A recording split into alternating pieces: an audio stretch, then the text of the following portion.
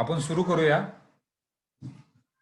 मागच्या वेळेस शेवटी आपण डिस्कस केलं होतं की इन्कम टॅक्स मध्ये जी काही अपील प्रोसिजर आहे ती अपील प्रोसिजर आपण शेवटी डिस्कस केली होती. त्यात थोडंसं अजून एक पॉइंट राहून गेलेला होता, तो आता आपण सुरुवातीला डिस्कस करू.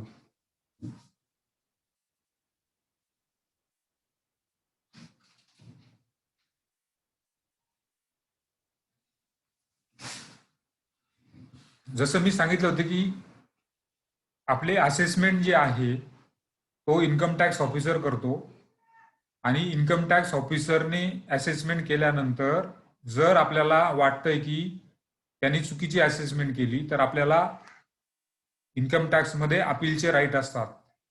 तर असे 4 अपील पुढे आपल्याला करता येतात. पहिलं जे अपील आहे ते कमिशनर ऑफ अपीलकडे करावं लागतं. याला 30 दिवसाची मुदत असते. दुसरं जे अपील आहे ते इन्कम टॅक्स अपीलेट ट्रायब्युनल, त्याला ITAT असं म्हणतात, तिकडे करावं लागतं.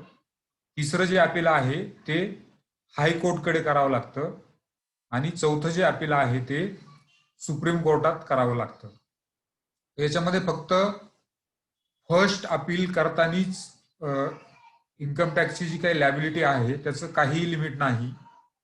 सेकंड जे अपील आहे इन्कम टॅक्स अपीलेट ट्रायब्युनलकडे, तर त्याला कंडिशन आहे जर तुमची टॅक्स लॅबिलिटी जर 50 लाखाच्या वर असेल तरच तुम्हाला सेकंड अपील करता येतं. अदरवाईज तुमची जर टॅक्स लॅबिलिटी जर 50 लाखाच्या आत असेल तर तुमचं फर्स्ट अपील हे फायनल अपील असतं.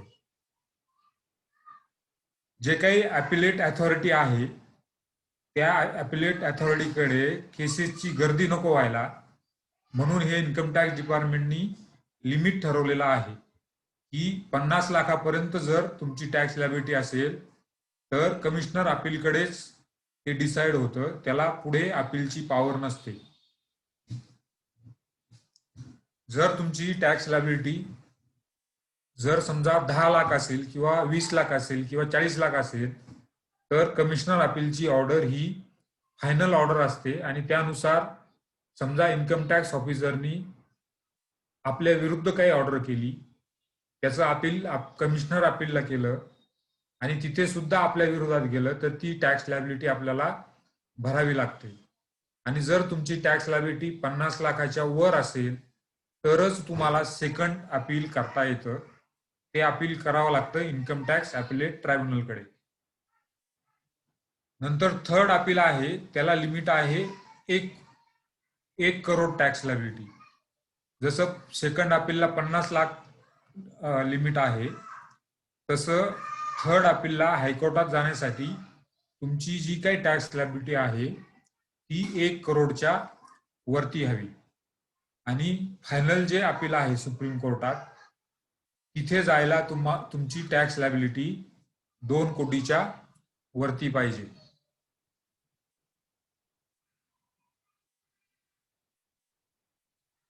म्हणजे अपीलेट अथॉरिटी समोर केसेसची गर्दी नको व्हायला.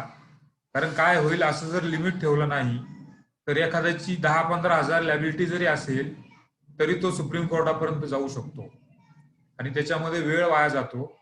त्यापेक्षा इन्कम टॅक्स डिपार्टमेंटनी हे असं लिमिट ठरवून दिलेलं आहे की किती लॅबिलिटी पर्यंत तुम्हाला कुठे अपील करावं लागतं. तर हे लक्षात ठेवायचं आहे की तुमची लॅबिलिटी जर 50 लाखाच्या आत असेल तर कमिशनर अपीलकडेच ते अपील डिसाईड होतं. पुढे तुम्हाला अपीलचा राईट नसतो. जर तुमची लॅबिलिटी 50 लाखाच्या वर जे किंवा 1 कोटीच्या वर किंवा 2 कोटीच्या वर अशी जर स्टेप बाय स्टेप असेल तरच तुम्हाला पुढे अपील करता येतं. आता याच्यात जर कुणाला काही डाऊट असेल तर विचारा.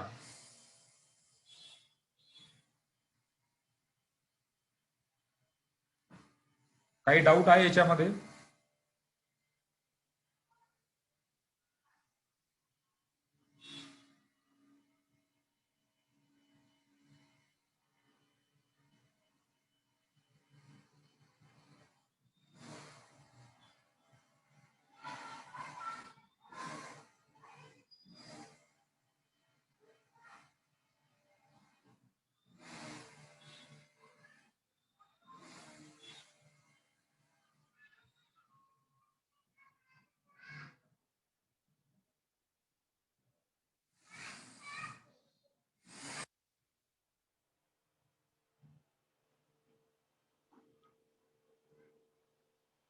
आता आज आपण ॲडव्हान्स टॅक्स आणि सेल्फ असेसमेंट टॅक्स, इंटरेस्ट किती लागतं इन्कम टॅक्समध्ये आणि इन्कम टॅक्समध्ये ज्या काय महत्वाच्या 2-3 पेनल्टी आहे त्याच्यावरती आपण डिस्कशन करू.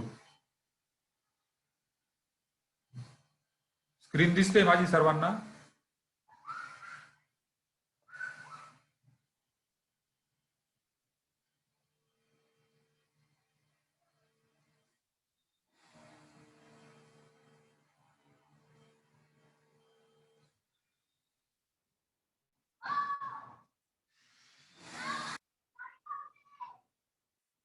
आज आपण ॲडव्हान्स टॅक्स म्हणजे काय आणि सेल्फ असेसमेंट टॅक्स म्हणजे काय ते बघू.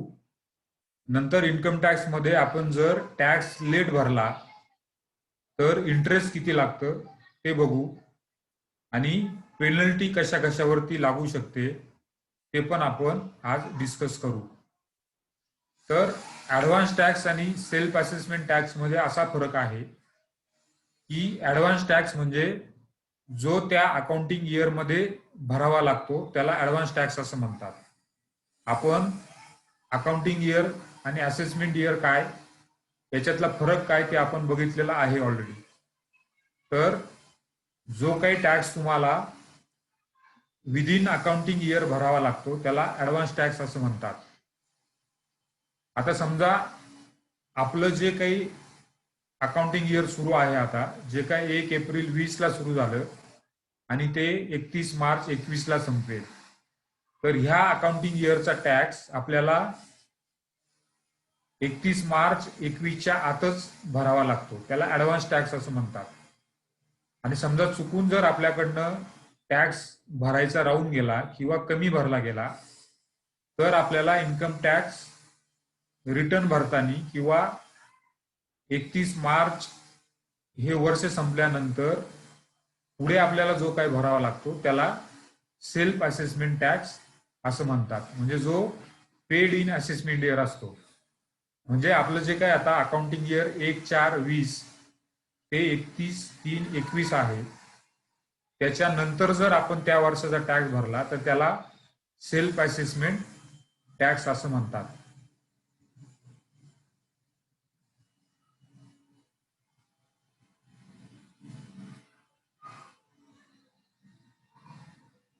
तर आता ॲडव्हान्स टॅक्स जसं मी सांगितलं की आपल्याला 31 मार्च पूर्वीच तो भरावा लागतो.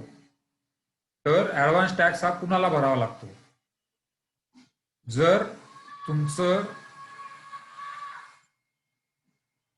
इथं चुकलेलं आहे माझ्याकडनं, इन्कम नाही, तुमची जर टॅक्स लायबिलिटी 10,000च्या वर असेल तर तुम्हाला ॲडव्हान्स टॅक्स भरणं कंपल्सरी आहे. आणि जर तुम्ही भरला नाही तर तुम्हाला इंटरेस्ट पे करावं लागतं. इथे इन्कम हा शब्द माझ्याकडनं चुकलेला आहे. इन्कम टॅक्स बरोबर आहे. When your income tax is more than 10,000, म्हणजे तुमचा इन्कम टॅक्स जर 10,000च्या वर जात असेल वर्षाचा तर तुम्हाला तो ॲडव्हान्स मध्ये भरणं गरजेचं आहे. आणि ॲडव्हान्स म्हणजे तुमचं जे काय अकाउंटिंग इयर आहे जे 31 मार्च ला संपतं त्याच्यामध्ये तुम्हाला तो टॅक्स भरावा लागतो. आणि भरलं नाही तर तुम्हाला इंटरेस्ट पे करावं लागतं. तर आता हे ॲडव्हान्स टॅक्सचे जे काही इन्स्टॉलमेंट आहे, हप्ते आहे, ते इन्कम टॅक्सनी ठरवून दिलेले आहे. आपल्याला जर 10,000च्या वरती टॅक्स गेला तर ॲडव्हान्स टॅक्स भरावा लागतो. आणि त्याचे हप्ते 4 हप्ते आपल्याला इन्कम टॅक्सनी ठरवून दिलेले आहे. 15 जून पर्यंत, त्या अकाउंटिंग इयरच्या 15 जून पर्यंत आपल्याला 15% टॅक्स भरावा लागतो टोटल टॅक्सच्या. नंतर दुसरा हप्ता दिलाय त्यांनी 15 सप्टेंबर, तोपर्यंत आपल्याला 45% टॅक्स भरावा लागतो. 75% टॅक्स भरावा लागतो. आणि 15 मार्च पर्यंत आपल्याला 100% टॅक्स ॲडव्हान्स मध्ये भरावा लागतो. हे लक्षात आले 4 हप्ते तुमच्या?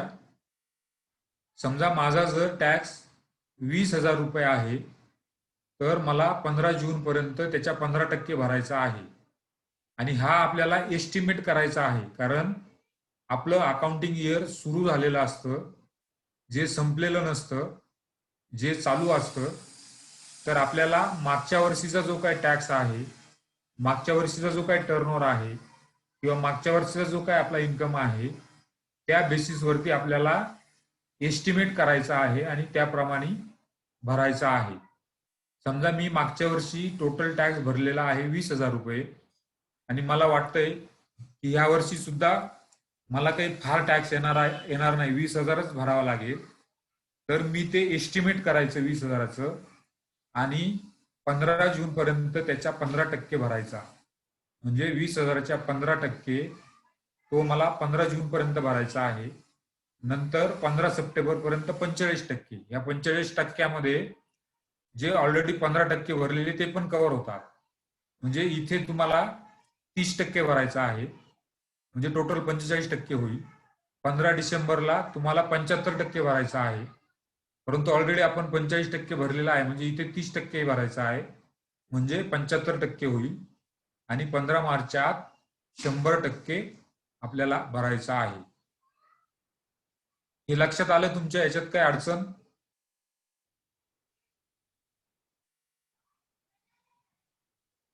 लगेच विचारा मला, किंवा डाऊट नसेल तर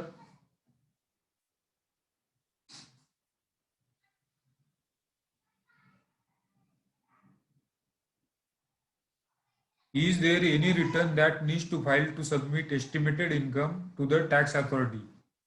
ते आहे, कव्हर केलेलं आहे मी, पुढे बोलू आपण त्याच्यावर.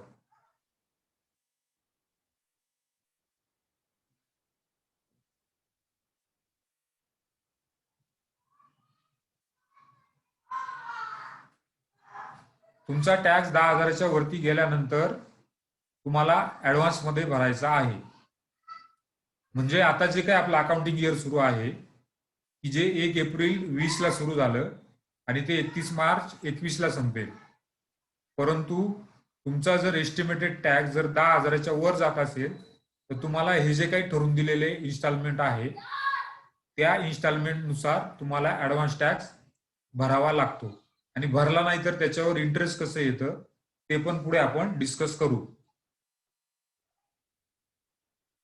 अमृता सावंत, मी इथे ह्या ज्या आहे त्या ड्यू डेटच दिलेल्या आहे ऍडव्हान्स टॅक्सच्या. ह्या ज्या काही ड्यू डेटच आहे, 15 जून, 15 सप्टेंबर, 15 डिसेंबर, 15 मार्च, ह्या ऍडव्हान्स टॅक्सच्या ड्यू डेटच आहे.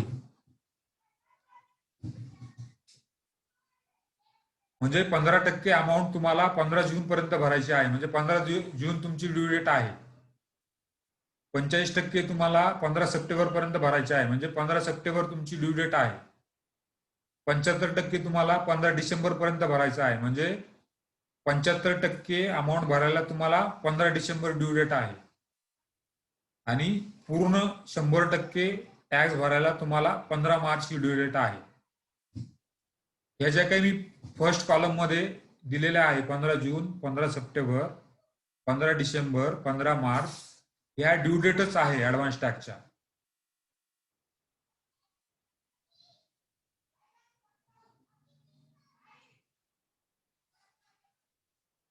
आता केशव यांनी जो प्रश्न विचारला आहे की आपण प्रिझम्पटिव्ह टॅक्सेशन बघितलं, 44 AD, 44 ADA, 44 AE, हे 3 सेक्शन आपण ऑलरेडी डिस्कस केलेले आहे एका सेशन मध्ये. 44 AD मध्ये आपल्याला 8% किंवा 6% नेट प्रॉफिट दाखवावा लागतो. 44 ADA जो जे काही स्पेसिफाईड प्रोफेशन आहे त्यांना ऍप्लिकेबल होतो. त्याच्यात आपल्याला ग्रॉस रिसीटच्या 50% इन्कम दाखवायचा आहे. आणि एई जो आहे तो ट्रान्सपोर्टरसाठी होता, तो काही आपल्याला टनेजनुसार आपल्याला ते दाखवायचं आहे. तर यांना ऍडव्हान्स टॅक्सचा एकच इन्स्टॉलमेंट लागू होतो, तो म्हणजे 15 मार्च. जे काय आपण अगोदरचे इन्स्टॉलमेंट डिस्कस केले, पहिले 3 इन्स्टॉलमेंट यांना लागू होत नाही. शेवटचा जो इन्स्टॉलमेंट आहे 15 मार्चला, त्या 15 मार्चला यांना पूर्ण टॅक्स भरायचा आहे.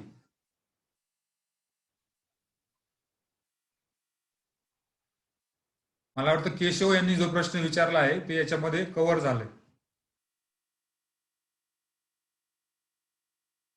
प्रिझम्पटिव्ह जे रिटर्न भरताय त्यांना पहिले 3 इन्स्टॉलमेंट लागू होत नाही. त्यांना डायरेक्ट मार्चमध्ये टॅक्स भरायचा आहे आणि तो पण 100%. ज्यांनी हे ऑप्ट केलं आहे त्यांना एकच इन्स्टॉलमेंट भरायचा आहे.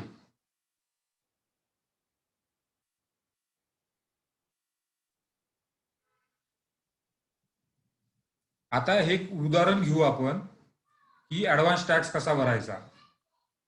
इथं मी अकाउंटिंग इयर 19-20 दिलेला आहे. समजा एखाद्याला 1,00,000 रुपये त्याचा एस्टिमेटेड टॅक्स येत असेल तर त्यांनी 15 जून 19 पर्यंत, कारण मी अकाउंटिंग इयर 19-20 घेतला आहे, 15 जून 19 पर्यंत त्याला 15% म्हणजे 15,000 टॅक्स भरणं गरजेचं आहे ऍडव्हान्स टॅक्स. नंतर 15 सप्टेंबर पर्यंत त्याला 45% टॅक्स भरणं गरजेचं आहे. मग 1,00,000च्या 45% येतो 45,000 प्लस त्यांनी पहिले 15,000 भरलेले आहे म्हणजे त्याला 15 सप्टेंबरला 30,000 भरायचे आहे. म्हणजे 30 प्लस 15 हे 45% होतात. नंतर थर्ड इन्स्टॉलमेंट त्याला आहे 75%, म्हणजे 1,00,000च्या 75% अमाऊंट त्याला 15 डिसेंबर पर्यंत भरायची आहे. ही अमाऊंट येते 75,000, परंतु ऑलरेडी त्याने पहिला हप्ता 15,000चा भरला, दुसरा 30चा भरला, म्हणजे टोटल 45,000 त्यांनी भरले. तर 15 डिसेंबरला त्याला 30,000 भरायचे आहे. आणि लास्ट जो काही इन्स्टॉलमेंट आहे 15 मार्चचा, तो 100% त्याला टॅक्स भरायचा आहे, म्हणजे 1,00,000 रुपये भरायचा आहे. पण त्यांनी इथे 30, 30 आणि 15 भरला, म्हणजे 75,000 ऑलरेडी भरला, तर त्याला 15 मार्चला 25,000 भरायचा आहे. म्हणजे इथे त्यांनी 15 भरले, इथे 30 भरले, इथे 30 भरले, या सगळ्यांची टोटल केली तर ती 1,00,000 रुपये होते. म्हणजे त्याला 15 मार्च पर्यंत 100% टॅक्स त्याला भरावायचा आहे. मला वाटतं ह्या एक्झाम्पल मध्ये जी काही ऍडव्हान्स टॅक्सची कन्सेप्ट आहे ती पूर्ण तुम्हाला समजलेली आहे. जर नसेल समजली तर परत विचारा.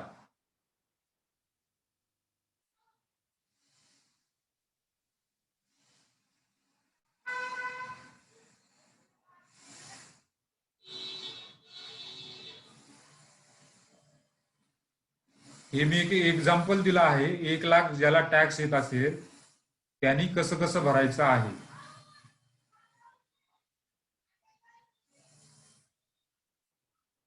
एखादी इन्स्टॉलमेंट मिस झाली तर त्याला इंटरेस्ट भरावं लागतं, ते पण आपण पुढे डिस्कस करत आहोत.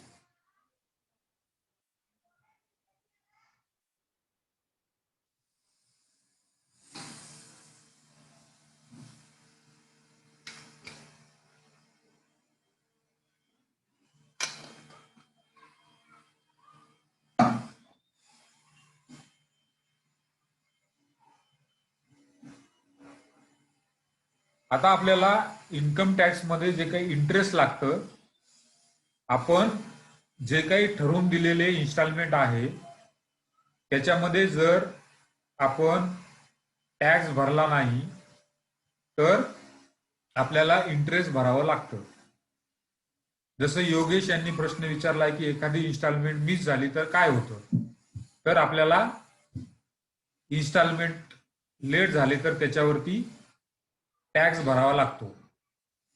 तर इन्कम टॅक्स मध्ये इंटरेस्टचे हे 3 सेक्शन आहेत, 234A, बी आणि सी. एक तास पुढून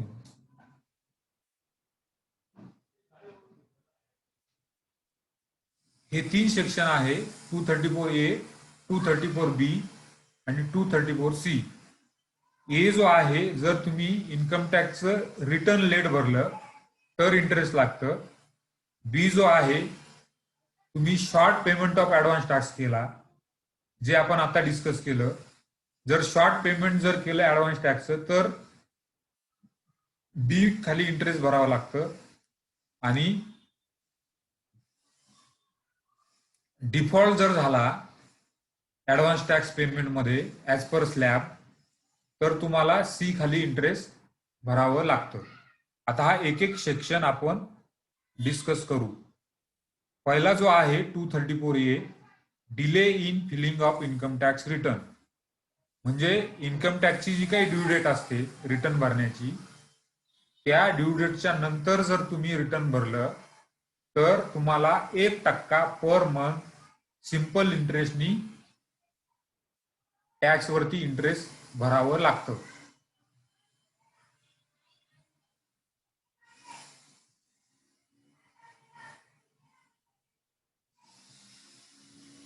आता त्याचा पिरियड काय असतो इंटरेस्टचा? From the due date of the return to the actual payment of tax. म्हणजे समजा एखाद्याची ड्यू डेट 30 ऑक्टोबर जर असेल आणि त्यांनी 30 नोव्हेंबरला जर रिटर्न भरलं तर जो काही टॅक्स आहे त्याच्या 1% त्याला इंटरेस्ट भरावं लागेल. आणि जो काही टॅक्स पेबल येतो तो ऍडव्हान्स टॅक्स, टीडीएस, टीसीएस हे सगळं लेस करून जो काही टॅक्स उरतो त्याच्यावरती त्याला 1% इंटरेस्ट भरावा लागतो. ज्यांनी पूर्ण ऍडव्हान्स टॅक्स भरलेला आहे त्याला हे इंटरेस्ट लागणार नाही. तर असं इन्कम टॅक्सचं रिटर्न जर लेट भरलं तुम्ही तर 1% पर मंथ सिंपल इंटरेस्ट आहे, ते इंटरेस्ट टॅक्स अमाऊंट वरती लागतं. तर असा हा पहिला सेक्शन आहे, delay in filing of income tax return. आता जे काय आपण 234A सेक्शन आता डिस्कस केला त्याचं प्रॅक्टिकल उदाहरण आपण एक घेऊ. समजा एखाद्याची टोटल टॅक्स लायबिलिटी ए हा माणूस आहे, त्याची टॅक्स लायबिलिटी आहे अकाउंटिंग इयर 19-20ची 75,000 आणि त्याची जर due date of return 31 October 20 असेल तर त्याला कसं इंटरेस्ट ऍप्लिकेबल होईल? समजा त्यांनी हे दोन ऍडव्हान्स टॅक्स भरलेले आहे. 30 जूनला त्यांनी 15,000 भरला, 15 सप्टेंबरला त्यांनी 20,000 भरला, म्हणजे त्याचा टोटल टॅक्स 75,000 होता. त्यांनी ऍडव्हान्स टॅक्स 35,000 रुपये भरला. तर उरलेला 40,000 त्यांनी काय केलं, 1 नोव्हेंबरला त्यांनी भरला.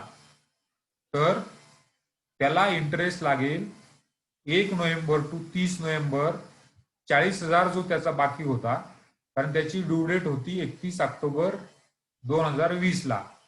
परंतु तो एक दिवस जरी लेट झाला, त्यांनी 1 नोव्हेंबरला जर टॅक्स भरला तर त्याला 1 नोव्हेंबर टू 30 नोव्हेंबर 20 म्हणजे पूर्ण महिन्याचं 40,000वरती 1% इंटरेस्ट लागेल.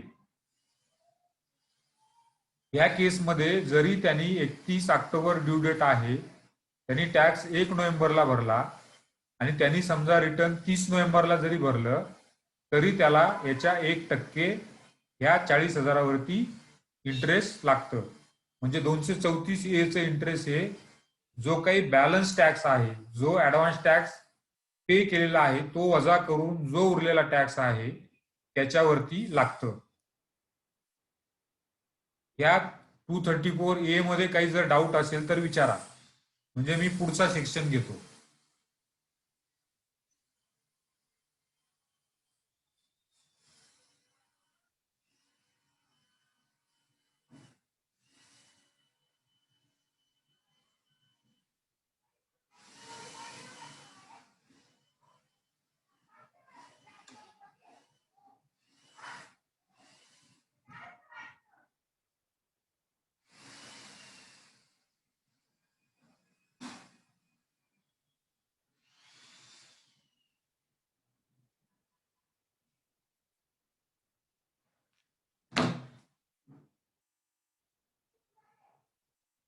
आता पुढचा सेक्शन आहे की 234B आहे. तो कधी ऍप्लिकेबल होतो? Fail to pay advance tax. म्हणजे ऍडव्हान्स टॅक्स जो आहे तो जर त्यांनी लेस दॅन 90% भरला तर त्याला 1% इंटरेस्ट भरावं लागतं आणि ते इंटरेस्ट असेसमेंट इयरच्या पहिल्या दिवसापासून जोपर्यंत तो टॅक्स भरत नाही तोपर्यंत लागतं. त्याला 234B असं सेक्शन आहे. तो आहे 1% पर मंथ. आणि कधी ऍप्लिकेबल होतो, जर तुमचा टोटल टॅक्स जो आहे तो 90% जर तुम्ही ऍडव्हान्स भरला नसेल तर. म्हणजे समजा माझा टॅक्स 1,00,000 रुपये येतोय आणि मी समजा 90,000 जर भरला नसेल तरच हा सेक्शन ऍप्लिकेबल होतो. आणि तो 1% पर मंथ उरलेल्या अमाऊंट वरती मला जोपर्यंत आपण टॅक्स पेमेंट करत नाही तोपर्यंत 1% इंटरेस्ट भरावं लागतं. याचं एक प्रॅक्टिकल उदाहरण आपण घेऊ. समजा माझी 19-20 या अकाउंटिंग इयरची टॅक्स लायबिलिटी आहे 75,000. मी पहिला जो काही हप्ता आहे 30 जून 19 चा 15% भरला. 15 सप्टेंबरला मी 20,000 रुपये भरले आणि डायरेक्ट 1 नोव्हेंबरला मी उरलेले 40,000 भरले. तर माझा ऍडव्हान्स टॅक्स हा पे झालेला आहे फक्त 35,000 रुपये. ऍडव्हान्स टॅक्स म्हणजे आपल्याला त्या अकाउंटिंग इयरमध्ये भरावा लागतो 15 मार्च पर्यंत. 15 मार्च 20 पर्यंत मी फक्त 35,000 रुपये भरलेले आहे आणि 35,000 हे 90% पेक्षा कमी आहे. म्हणजे जर तुम्ही 75,000च्या 90% केले तर ती किती अमाऊंट होते?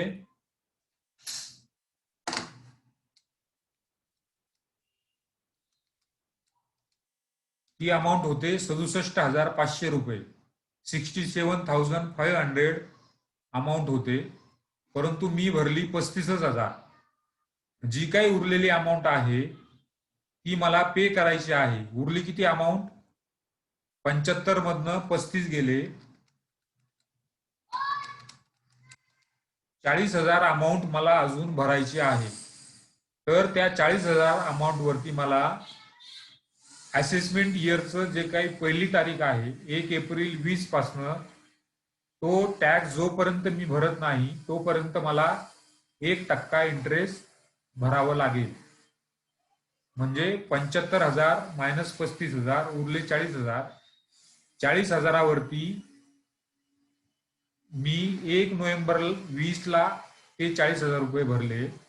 तर मला 1 एप्रिल 20 ते 1 नोव्हेंबर 20 ह्या डेट पर्यंत 1% पर मंथ मला त्या 40,000वरती इंटरेस्ट भरावं लागेल. हा सेक्शन 234B आहे, जो 90% टॅक्स आपल्याला भरायला सांगतो. हे आलंय लक्षात उदाहरण? नसेल तर विचारा परत.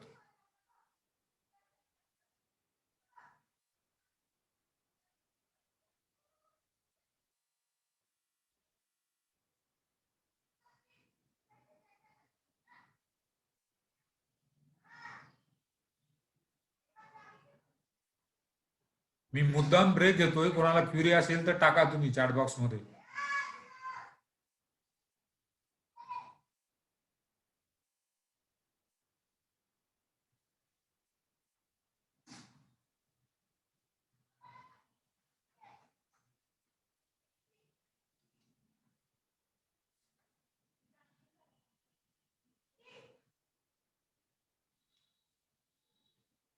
केशव यांनी एकदम छान प्रश्न विचारला आहे.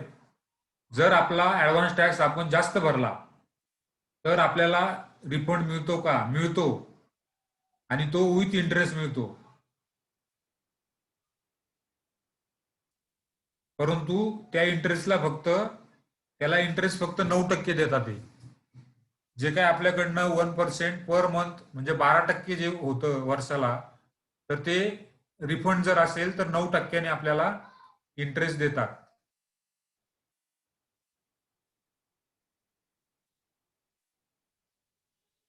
जर तुमचा टॅक्स जास्त भरला गेला असेल तर तो आपल्याला विथ इंटरेस्ट रिफंड होतो.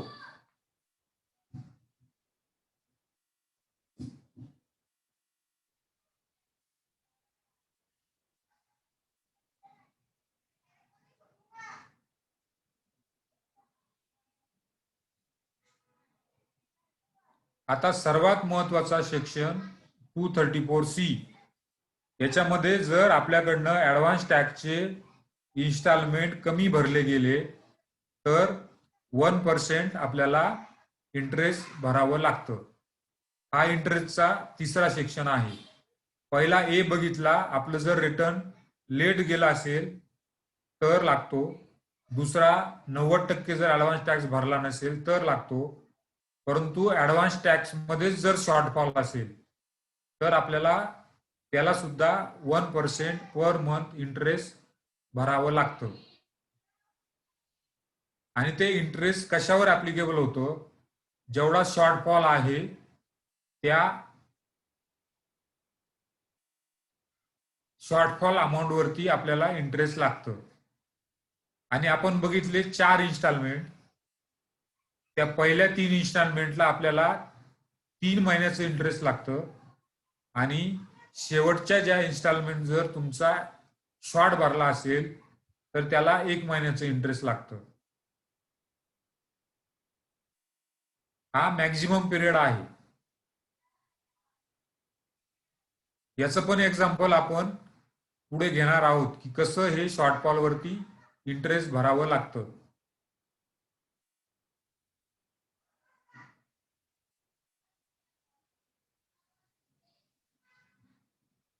ऍडव्हान्स टॅक्स आपण बघितला की आपल्याला 4 हप्त्यामध्ये भरावा लागतो. तो जर आपण एखादा हप्ता कमी भरला तर कसं इंटरेस्ट येतं ते आपण एक एक्झाम्पल बघू. आपली टोटल टॅक्स लायबिलिटी जो हा ए माणूस आहे त्याची आहे 75,000. त्याला 15 जूनला पहिला इन्स्टॉलमेंट आहे. 30 जूनला त्याला 15% भरायचा आहे. त्यांनी भरले 15,000 रुपये. 75,000च्या 15% त्याला भरायला पाहिजे होते.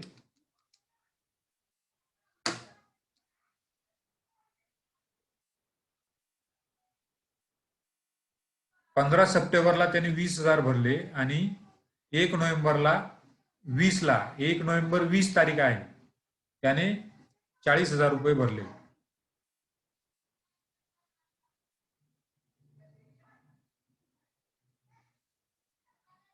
आता हे 4 इन्स्टॉलमेंट आहे. 15%, 45%, 75%, 100%. हे आपण सुरुवातीलाच डिस्कस केलं. याची लायबिलिटी एस्टिमेटेड समजा 75,000 आहे. त्याला 30 जून पर्यंत 15,000 रुपये भरायला पाहिजे होते. परंतु त्यांनी समजा 11,250 रुपये भरले.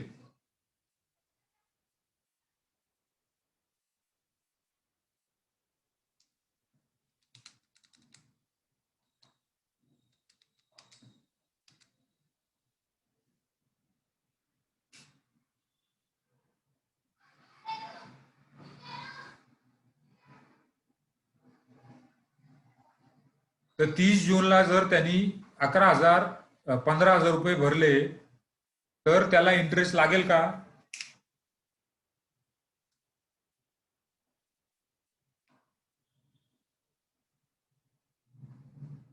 मी क्वेश्चन विचारला आहे, तुम्ही चॅट बॉक्स मध्ये उत्तर द्या.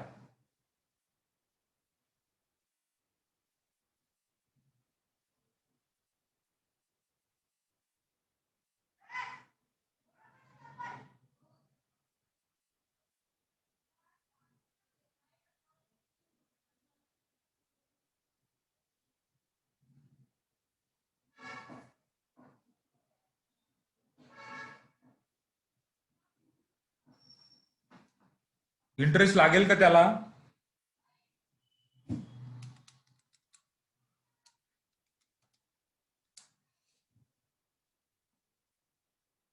त्याला त्याची टॅक्स लायबिलिटी आहे 75,000. त्याने 30 जूनला भरले आहे 15,000.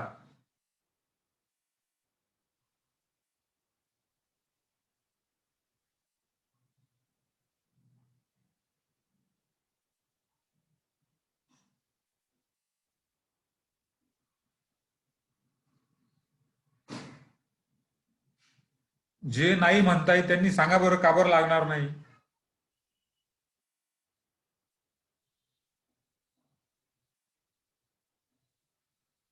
त्याचा एस्टिमेटेड टॅक्स आहे 75,000. त्याला त्यांनी भरायला पाहिजे होते 15 जून पर्यंत 15%, ते होतात 11,250. पण त्यांनी 30 जूनला 15,000 रुपये भरले.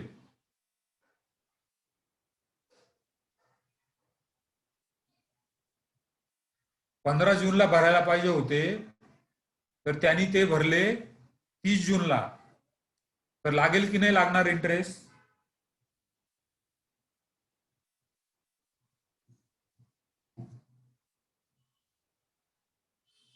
तर त्याला 11,250 वरती 3 महिन्याचं इंटरेस्ट 1% लागेल.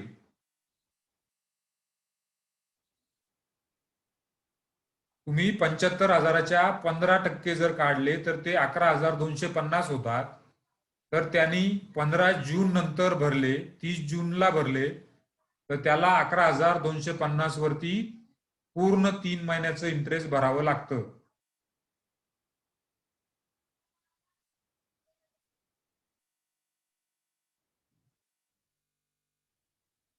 आता दुसऱ्या इन्स्टॉलमेंटला येऊ आपण.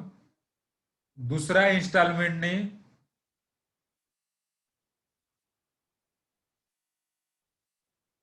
हे इथे तुम्ही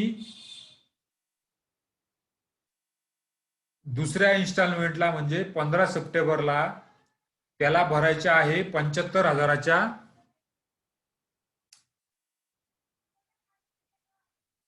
45%.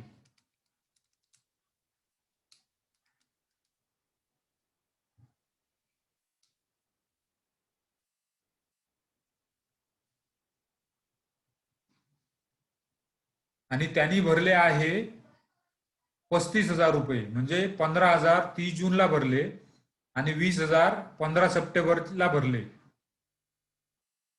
तर त्यांनी टोटल 35,000 रुपये 35,000 भरले. परंतु 45% येतात 33,750. त्याच्यामुळे त्याला इथे इंटरेस्ट लागणार नाही.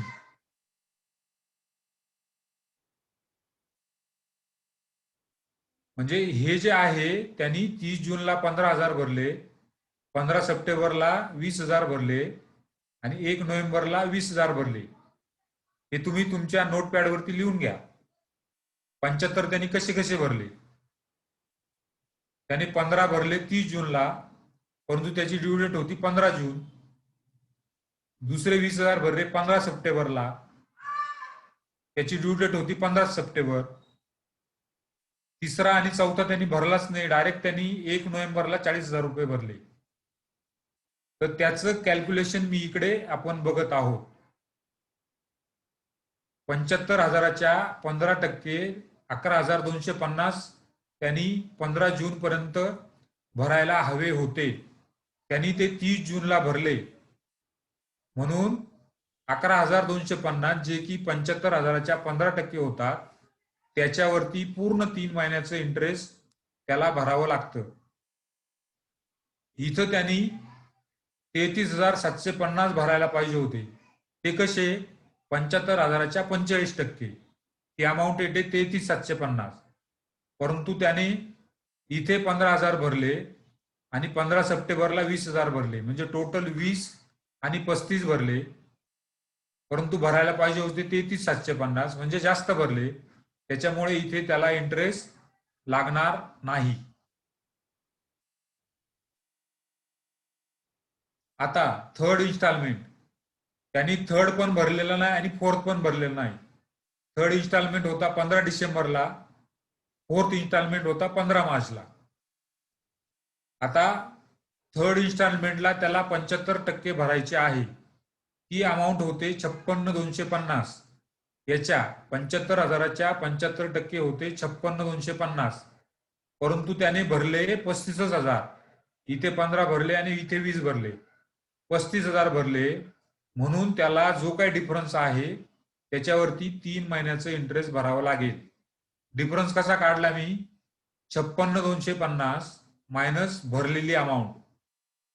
56,250 मायनस पे केलेली अमाऊंट, जो डिफरन्स आहे 21,250, त्याच्यावरती त्याला 3 महिन्याचं इंटरेस्ट 1% भरावं लागेल. आता येऊ आपण फोर्थ इन्स्टॉलमेंटकडे. फोर्थ इन्स्टॉलमेंट असतो 15 मार्चला. तोपर्यंत त्याला पूर्ण 100% टॅक्स भरावा लागतो. म्हणजे त्याला 75,000ला 75,000 100% 15 मार्च पर्यंत भरणं गरजेचं आहे.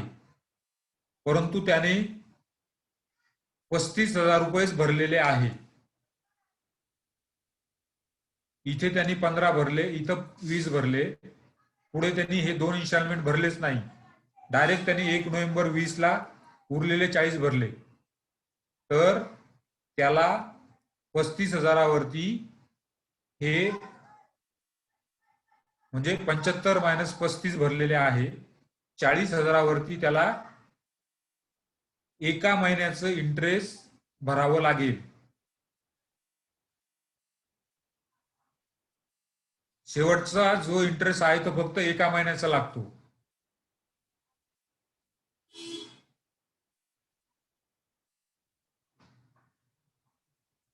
आता कुणाला समजलं नसेल तर विचारा.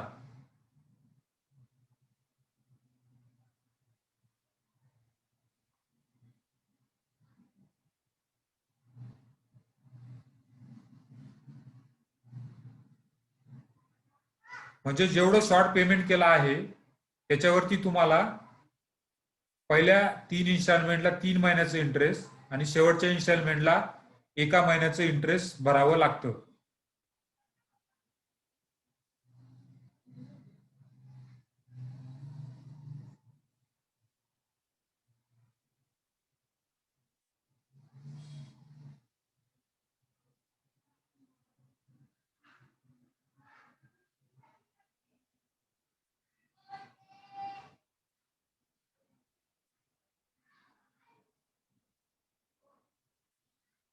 डिसेंबर टू मार्च 3 महिने, मग इंटरेस्ट 1 महिन्याचंच का?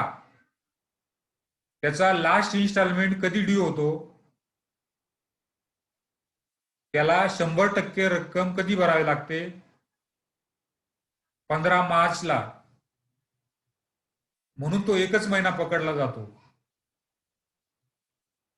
त्याची जर ड्यू डेट जानेवारीमध्ये असते, फेब्रुवारीमध्ये असती तर 1 महिना वाढला असता. जानेवारीमध्ये असते तर पूर्ण 3 महिन्याचं लागलं असतं. फेब्रुवारीमध्ये असती तर पूर्ण 2 महिन्याचं लागलं असतं. परंतु त्याची ड्यू डेट 15 मार्च आहे, म्हणून एकच महिन्याचं लागतं.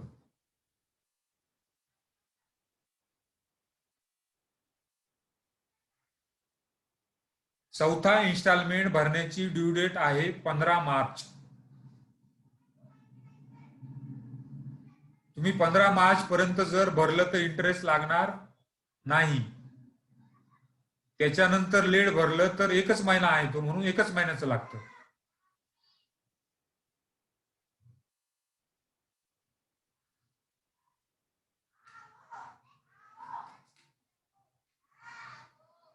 काही डाऊट असेल तर विचारा.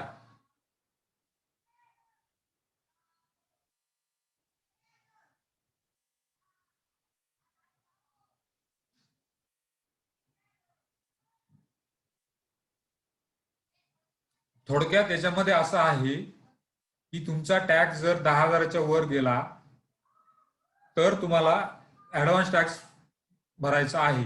जे काही 4 इन्स्टॉलमेंट दिलेले आहे त्याच्यामध्ये भरायचा आहे. तो जर कमी जास्त झाला तर कसं इंटरेस्ट लागतं ते आपण बघितलं.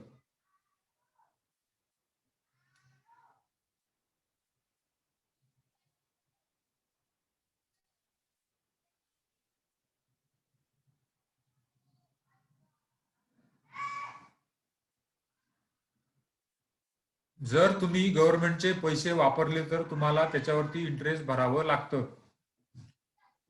त्याच्यामुळे तुम्हाला तुमचं इन्कमचं एस्टिमेट करून त्याच्यावरती टॅक्स काढायचा आहे आणि ह्या इन्स्टॉलमेंटमध्ये तुम्हाला तो टॅक्स भरायचा आहे.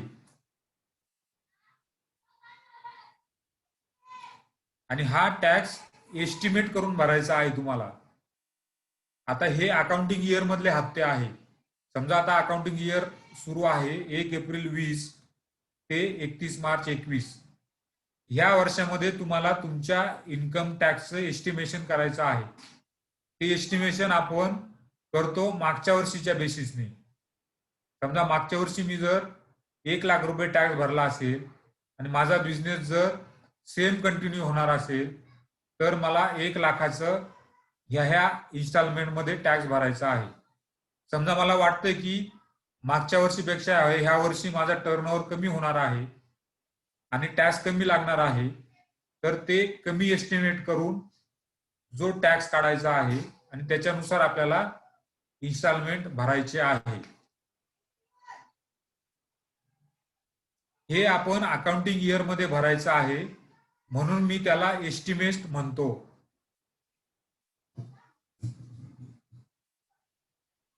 इंटरेस्ट मध्ये काही प्रॉब्लेम असेल तर विचारा, कारण आपण हे तिन्ही पण सेक्शन आता डिस्कस केले. या 3 सेक्शन खाली आपल्याला इंटरेस्ट लागतं, ते तिन्ही पण आपण डिस्कस केले.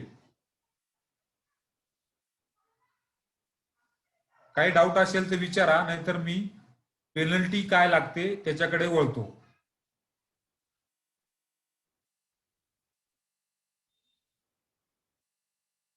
सगळ्यांनी टाईप करा, जर समजलं असेल तर गो अहेड म्हणा, म्हणजे मी पेनल्टीकडे वळतो.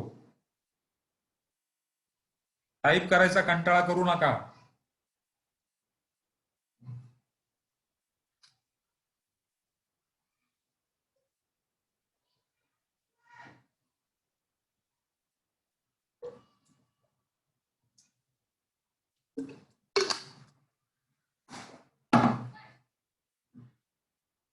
ओके.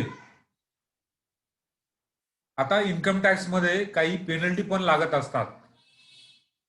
म्हणजे आपण इंटरेस्ट बघितलं की आपण जर वेळेत टॅक्स भरला नाही तर इंटरेस्ट भरावं लागतं. आता दुसरा विषय आहे पेनल्टी. अशा अनेक छोट्या मोठ्या पेनल्टी आहे, परंतु ज्या मोठ्या पेनल्टी आहे त्या 3 पेनल्टी आहे, त्या आपण इथे डिस्कस करू. पहिली पेनल्टी आहे, जर तुम्ही ऑडिट केलं नाही आणि ऑडिट रिपोर्ट जर तुम्ही विदिन ड्यू डेट फाईल केला नाही तर तुम्हाला पेनल्टी लागते. आणि ऑडिट केव्हा ऍप्लिकेबल होतं हे आपण ऑलरेडी डिस्कस केलं आहे. जर तुम्हाला ऑडिट ऍप्लिकेबल असेल आणि जर तुम्ही ऑडिट केलं नाही आणि ड्यू डेटच्या आत ऑडिट रिपोर्ट सबमिट केला नाही, म्हणजे फक्त ऑडिट केलं आणि रिपोर्ट जरी सबमिट केला नाही तरी ही पेनल्टी लागते. तुम्हाला दोन्ही गोष्टी करायच्या आहे, ऑडिट पण करायचं आहे आणि विदिन ड्यू डेट ते आपल्याला ई फाईल पण करायचं आहे. आणि ते जर समजा केलं नाही तर तुम्हाला अर्धा टक्का 0.50% जो काही तुमचा टर्नओव्हर किंवा सेल असेल त्याच्या अर्धा टक्के पेनल्टी आणि मॅक्झिमम 1.5 लाख रुपये पेनल्टी तुम्हाला भरावी लागते.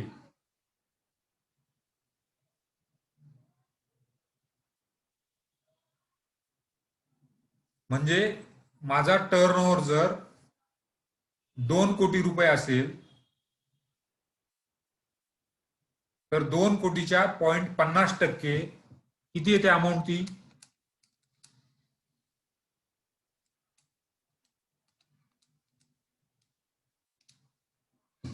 2 कोटी जर माझा टर्नओव्हर असेल तर मला किती पेनल्टी भरावी लागेल?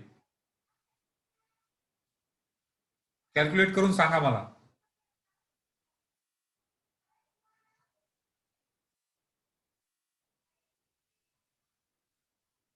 माझा टर्नओव्हर 2 कोटी आहे, मी ऑडिट केलं नाही, audit report within due date भरला नाही, तर मला किती पेनल्टी येईल?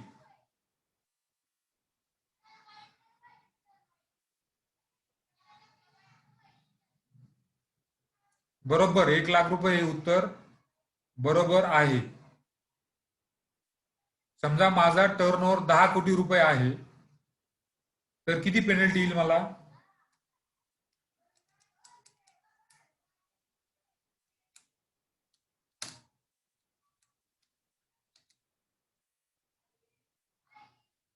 10 कोटी टर्नओव्हरला किती पेनल्टी येईल?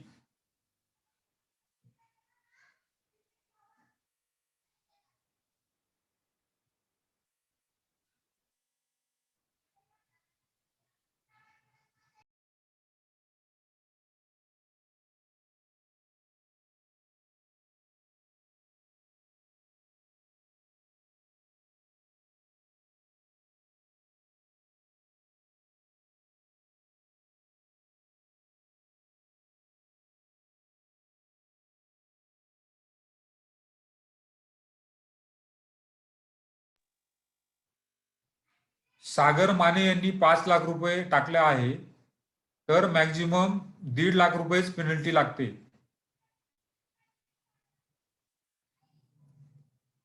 0.50% ऑफ टोटल सेल्स और टर्नओव्हर और ₹1,50,000 विच एव्हर इज लोअर. आता 10 कोटी जर टर्नओव्हर असेल तर त्याच्या 0.50% होतात 5 लाख रुपये, आणि 1.5 लाख रुपये ही लोअर अमाऊंट आहे, म्हणून 1.5 लाख रुपये तुम्हाला पेनल्टी लागेल.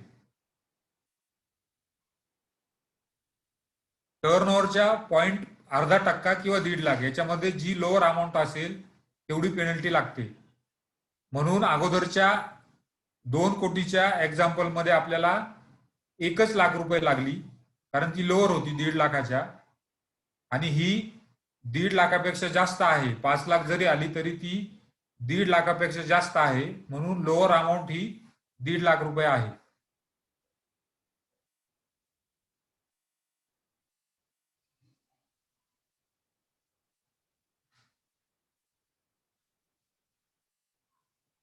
अपूर्वा पाटील मॅडम यांनी हँड रेज केला आहे, तुम्ही चॅट बॉक्स मध्ये टाका तुमची क्वेरी.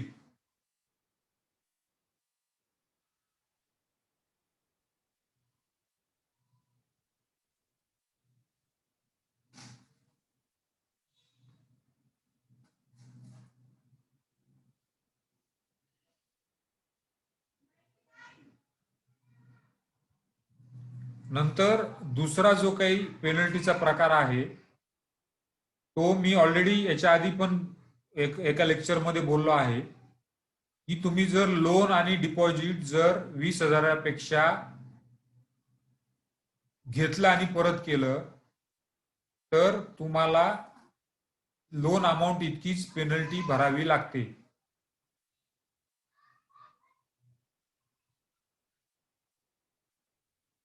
दुसरा पेनल्टीचा प्रकार आहे की तुम्हाला लोन घ्यायचा आहे किंवा डिपॉझिट घ्यायचा आहे, तर तुम्हाला ते 20,000च्या वरती कॅश मध्ये अलाउड नाही. तुम्ही एकतर आरटीजीएस, चेक याद्वारेच घेऊ शकता. जर ते 20,000च्या वरती कॅश मध्ये घेतलं किंवा परत पण केलं, दोन्ही साईडने आहे पेनल्टी. घेतलं पण आणि रिपे पण केलं तर तुम्हाला जेवढं लोन अमाऊंट आहे तेवढी पेनल्टी भरावी लागते. समजा मला बिझनेससाठी 1 लाख रुपये जर लोन घ्यायचं आहे किंवा एखादं डिपॉझिट घ्यायचं आहे टेम्पररी, तर मी ते जर कॅश मध्ये घेतलं तर मला 1 लाख रुपये पेनल्टी भरावी लागेल. किंवा मी एखाद्याकडनं जरी चेकनी 1 लाख रुपये लोन घेतला आहे आणि त्याला परत करताना कॅश मध्ये दिलं तरी मला 1 लाख रुपये पेनल्टी भरावी लागेल. 20,000च्या वरती थोडक्यात तुम्हाला लोन किंवा डिपॉझिट घ्यायचं असेल, घेतलेलं रिपे करायचं असेल, तर ते चेकनी किंवा अकाउंट पे चेकनी किंवा आरटीजीएसनी पे करणं गरजेचं आहे. याच्यात काही डाऊट असेल तर विचारा.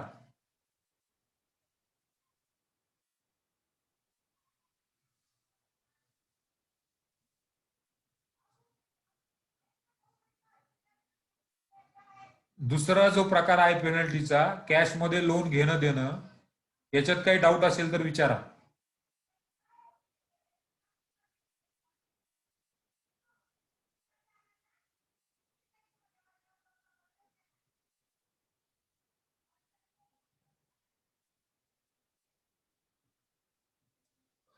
नंतर तिसरी पेनल्टी आहे, जर तुम्ही बुक्स ऑफ अकाउंट्स मेंटेन केले नाही तर तुम्हाला 25,000 रुपये पेनल्टी आहे.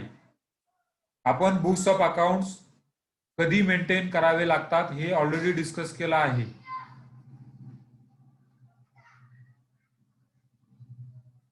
जर तुम्ही ते मेंटेन केले नाही तर तुम्हाला 25,000 रुपये पेनल्टी आहे.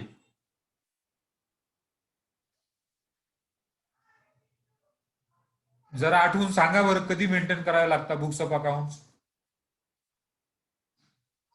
कंपल्सरी कधी आहे बुक्स ऑफ अकाउंट्स मेंटेन करणं? कुणी सांगेल का?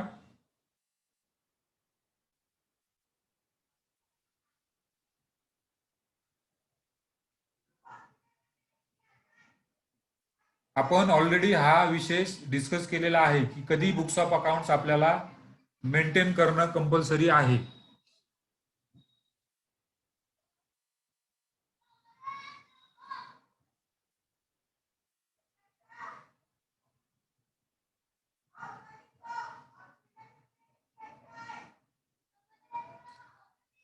अकाउंट फायनलायझेशन करताना, ऑडिट करताना 44A खाली करावे लागतात, पण काय आहे त्याला? At the year end, if sale turnover gross receipt from the business or profession is more than 25 lakhs or the income from the business or profession is more than in any of the three preceding years, then books of accounts will compulsory maintain.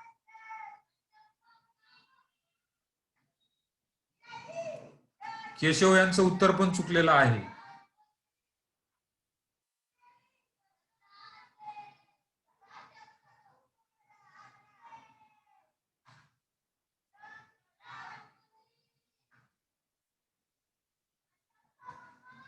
याचा अर्थ तुम्ही recording नंतर बघत नाही.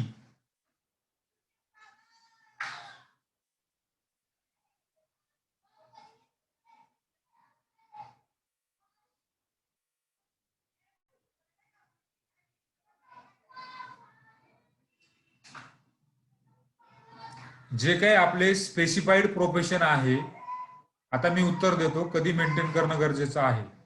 तुम्ही परत ते recording बघा. जर स्पेसिफाईड प्रोफेशन असतील, स्पेसिफाईड म्हणजे डॉक्टर, इंजिनियर, अकाउंटंट, वकील, इंटेरियर डेकोरेटर, यांना 1 रुपया जरी ग्रॉस रिसीट असेल तरी कंपल्सरी अकाउंट मेंटेन करावे लागतात.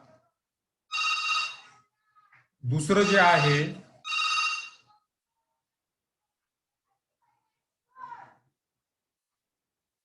जे आहे, तुमचा नेट प्रॉफिट 2.5 लाखाच्या वर गेला किंवा टर्नओव्हर 10 लाखाच्या वर गेला तरी तुम्हाला अकाउंट्स मेंटेन करावे लागतात.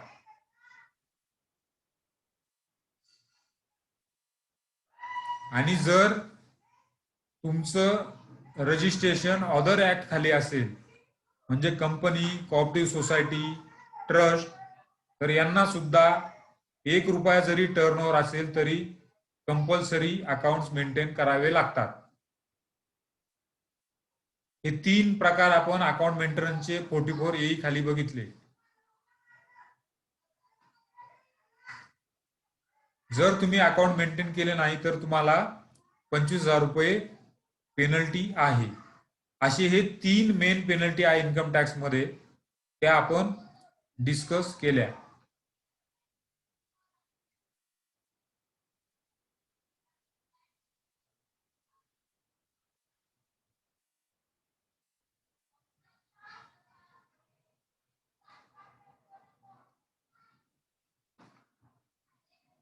आतापर्यंत काही डाऊट असेल तर विचारा.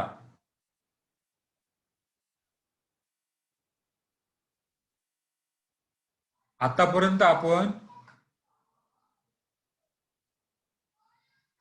ऍडव्हान्स टॅक्स डिस्कस केला. ऍडव्हान्स टॅक्स भरला नाही तर किती इंटरेस्ट भरावा लागेल ते डिस्कस केलं. नंतर पेनल्टी डिस्कस केली.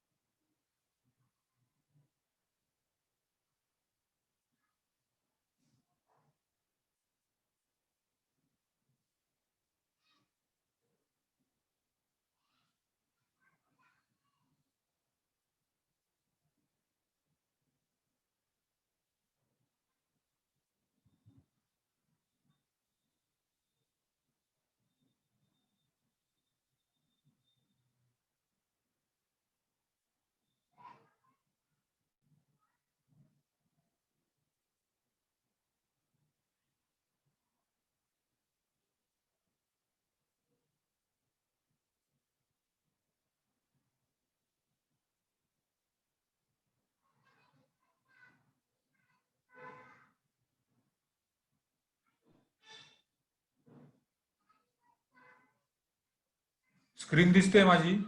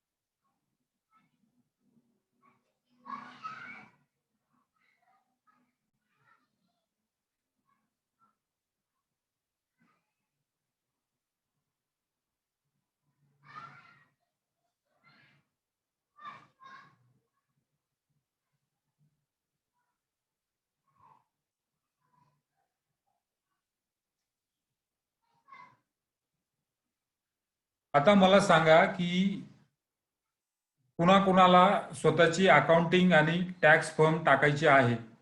ज्यांना जॉब करायचा नाही परंतु स्वतःची अकाउंटिंग आणि टॅक्स फर्म टाकायची आहे, असे कोण कोण आहे त्यांनी येस येस टाईप करा.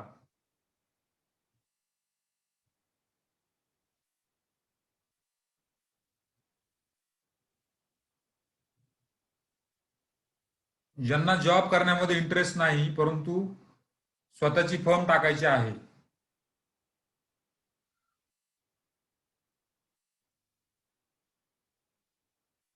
जवळजवळ सर्वच लोक सांगताय की आम्हाला स्वतःची फर्म टाकायची आहे.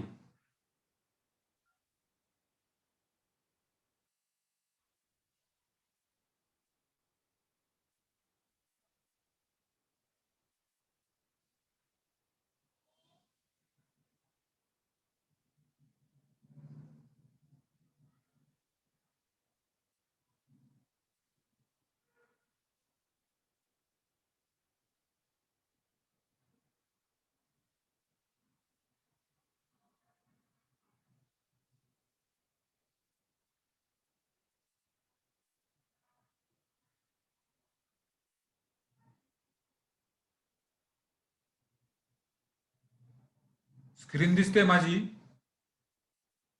आता आपल्याला जर स्वतःची अकाउंटिंग आणि टॅक्सेशन फर्म टाकायची असेल तर काय काय जरुरी आहे ते आपण मी तुम्हाला थोडं डिस्कस करू.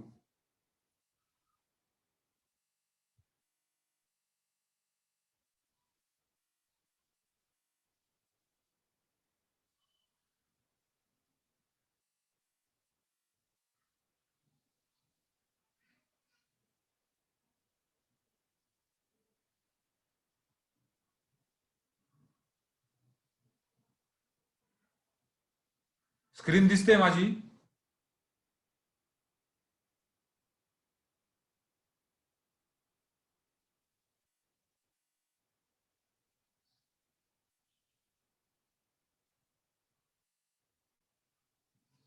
आता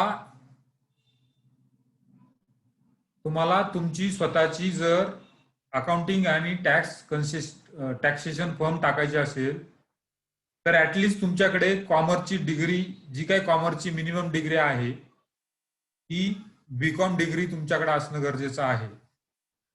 नंतर आपल्याला अकाउंट रायटिंग किंवा इन्कम टॅक्स ई फिलिंग याच्यासाठी एक पीसी असणं गरजेचं आहे. नंतर टॅली सॉफ्टवेअर आपल्याकडनं असले गरजेचं आहे. आता टॅली सॉफ्टवेअर मध्ये सुद्धा जर तुम्ही अगदीच नवीन आहे, तुमच्याकडं कॅपिटल नाही, तर तुम्हाला लायसन कॉपी घेणं सुद्धा गरजेचं नाही. मी सजेस्ट करणार नाही तुम्ही पायरेटेड वापरा, परंतु अगदीच तुम्ही जर तुम्हाला कमी कॅपिटलमध्ये तुमच्या स्वतःची फर्म टाकायची असेल तर तुम्ही पायरेटेड सॉफ्टवेअर सुद्धा वापरू शकता. चौथं मी सांगितलं की तुम्हाला practical knowledge of direct tax आणि इनडायरेक्ट टॅक्स पाहिजे. जे काय आपण आता ह्या कोर्समध्ये बऱ्यापैकी प्रॅक्टिकल आपण डिस्कस केले आहे. नंतर तुम्हाला जर इन्कम टॅक्स मध्ये प्रॅक्टिस करायची असेल तर तुम्हाला इन्कम टॅक्स ऑफिस मध्ये जाऊन टॅक्स प्रॅक्टिशनर रजिस्ट्रेशन करायचं आहे. ते काय आहे मी तुम्हाला पुढे डिस्कस करेन. जर तुम्हाला जीएसटी प्रॅक्टिशनर व्हायचं असेल तर जीएसटीच्या वेबसाईटवरती जाऊन तुम्हाला जीएसटी प्रॅक्टिशनरचं रजिस्ट्रेशन हे करायचं आहे. ह्या 6 मिनिमम गोष्टी मी तुम्हाला सांगतो की तुम्ही जर तुम्हाला तुमची स्वतःची अकाउंटिंग आणि टॅक्सेशन फर्म सुरू करायची असेल तर तुम्हाला हे गरजेचं आहे. मी आता चॅट बॉक्सकडे लक्ष देत नाही, मी आधी पूर्ण माझं संपून घेतो आणि मग तुमच्या क्वेरीला उत्तर देतो. नंतर फक्त तुम्हाला अकाउंट रायटिंग करायचं असेल तर तुम्हाला कुठलंही रजिस्ट्रेशन करायची गरज नाही. मी काय सांगतोय पूर्ण लक्षात घ्या. फक्त तुम्हाला अकाउंट रायटिंग करायचं असेल तर तुम्हाला कुठल्याही रजिस्ट्रेशनची गरज नाही. जर तुम्हाला फक्त इन्कम टॅक्स भरायचा आहे तरी तुम्हाला कुठल्याही रजिस्ट्रेशनची गरज नाही. फक्त तुम्हाला जर इन्कम टॅक्स ऑफिसर समोर अपीयर व्हायचं असेल तरच तुम्हाला टॅक्स प्रॅक्टिशनरचं रजिस्ट्रेशन गरजेचं आहे. आणि तुम्हाला जीएसटी रिटर्न भरायला किंवा जीएसटी ऑफिसर समोर अपीयर व्हायला जीएसटी प्रॅक्टिशनरचं रजिस्ट्रेशन करणं गरजेचं आहे. परत लक्षात घ्या की तुम्हाला फक्त अकाउंट रायटिंग करायचं असेल तर तुम्हाला कुठल्याही रजिस्ट्रेशनची गरज नाही. जर फक्त इन्कम टॅक्स रिटर्न भरायचे असतील तरी रजिस्ट्रेशनची गरज नाही.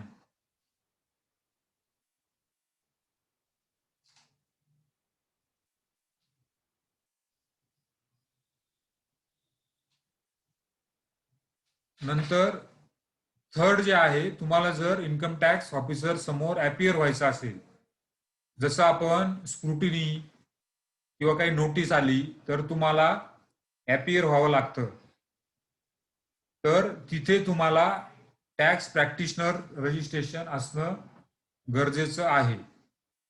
आणि जीएसटी रिटर्न भरण्यासाठी किंवा जीएसटीच्या ऑफिसला अपीयर होण्यासाठी सुद्धा तुम्हाला जीएसटी प्रॅक्टिशनर रजिस्ट्रेशन करणं गरजेचं आहे. आता जीएसटी प्रॅक्टिशनर रजिस्ट्रेशन कसं करायचं, तर ही वेबसाईट तर तुम्हाला माहितीच आहे, ललित सरांनी तुम्हाला सांगितले असेल की www.gst.gov.in ही एक वेबसाईट तुमच्या नोटपॅड मध्ये लिहून घ्या. आणि दुसरी जी वेबसाईट आहे ती पण तुम्ही नोटपॅड मध्ये लिहून घ्या, www.nacin.gov.in. तर हे जे काही वेबसाईट आहे सेकंड, ती national academy for custom indirect tax आणि नार्कोटिक्स याची वेबसाईट आहे. तर ही जी काही वेबसाईट आहे किंवा हे जे काही अकॅडमी आहे ही ती एक्झाम कंडक्ट करते. तुम्हाला जीएसटी प्रॅक्टिशनर जर व्हायचं असेल तर तुम्हाला एक्झाम द्यावी लागते आणि ही जी अकॅडमी आहे ही अकॅडमी ही एक्झाम कंडक्ट करते.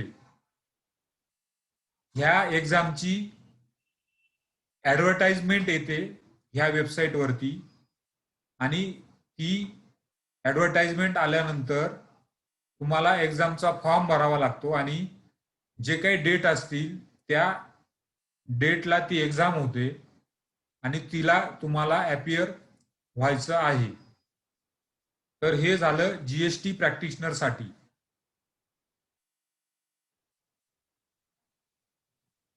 जर तुम्हाला इन्कम टॅक्स प्रॅक्टिशनर रजिस्ट्रेशन करायचं आहे तर तुम्हाला फॉर्म 39 आहे इन्कम टॅक्सचा, तो भरावा लागतो आणि याला कॉमर्स ग्रॅज्युएट असणं गरजेचं आहे.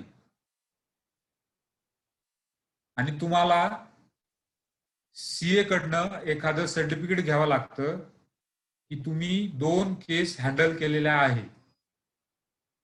म्हणजे तुम्हाला इन्कम टॅक्स प्रॅक्टिशनर रजिस्ट्रेशन करण्यासाठी कुठल्या तरी एका सीए बरोबर जाऊन तुम्हाला 2 केस हँडल करायच्या आहे इन्कम टॅक्स ऑफिसरकडे, आणि त्या सीएचं सर्टिफिकेट घ्यायचं आहे की ह्या पर्टिक्युलर कॅन्डिडेटनी माझ्यासोबत 2 केस हँडल केलेल्या आहे,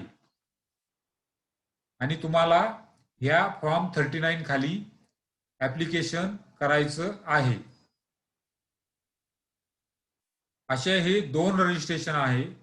पहिलं जे आहे जीएसटी प्रॅक्टिशनरसाठी, आणि दुसरं जे आहे ते इन्कम टॅक्स प्रॅक्टिशनर साठी. जसं मी तुम्हाला सांगितलं की अकाउंट रायटिंग तुम्हाला करायचं असेल, फक्त अकाउंट रायटिंगसाठी तुम्हाला कुठलंही रजिस्ट्रेशनची गरज नाही.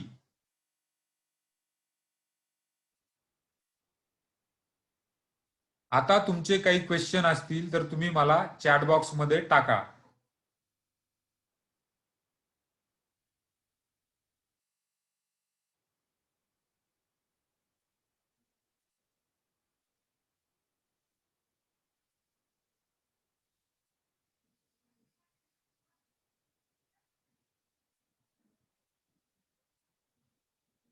काही क्वेश्चन आहे तुम्हाला?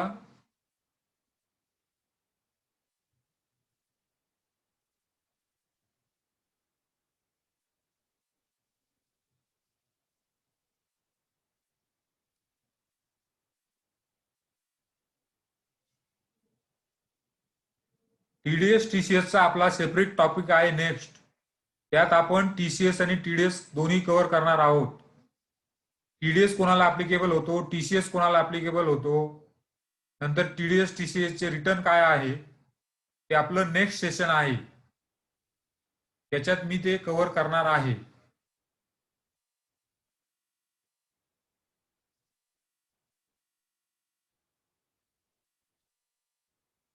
जीएसटी प्रॅक्टिशनर एक्झाम मध्ये किती मार्क्स मिळवावे लागतात?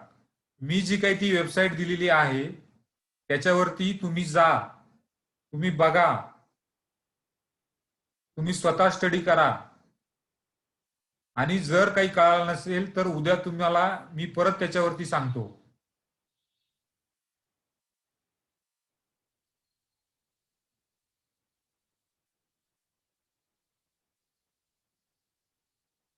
जीएसटी प्रॅक्टिशनर एक्झाम ही ऑनलाईन असते.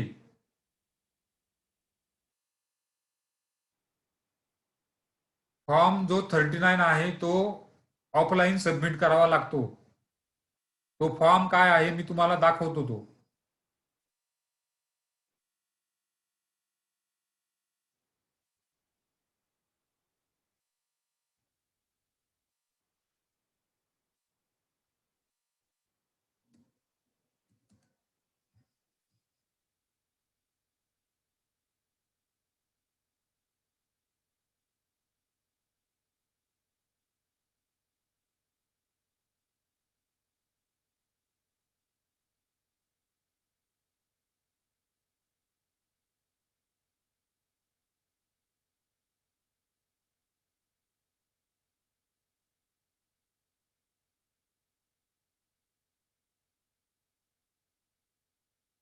इन्कम टॅक्स प्रॅक्टिशनर साठी केसेस म्हणजे काय? केसेस म्हणजे जे काही आपण स्क्रुटिनी हा टॉपिक डिस्कस केला, म्हणजे इन्कम टॅक्स ऑफिसर तुम्हाला नोटीस देतो त्याला काही प्रॉब्लेम असतील तर, आणि त्या असेसमेंटला अपियर होणं म्हणजे केसेसला अपियर होणं. तुम्हाला एखाद्या एक्झिस्टिंग सीए बरोबर त्या केसेसला अपियर व्हावं लागतं आणि ती प्रोसिजर समजून घ्यावी लागते. अशा 2 केसेस कंपल्सरी आहे, आणि त्या सीएचं सर्टिफिकेट तुम्हाला घ्यायचं आहे की ह्या XYZ कॅन्डिडेटनी माझ्याबरोबर ह्या 2 केसेस हँडल केलेल्या आहे.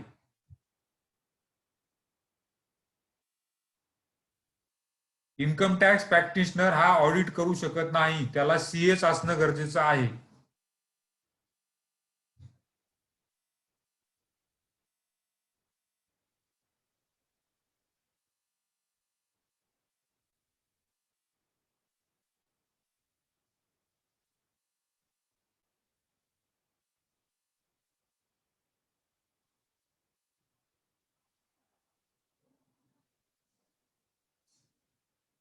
हा फॉर्म 39 ओपन झाला आहे, दिसतोय सर्वांना?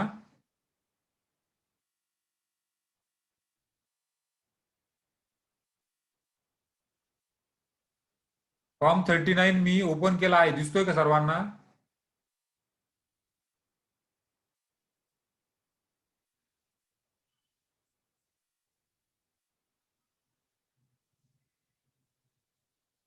हा फक्त वन पेज फॉर्म आहे.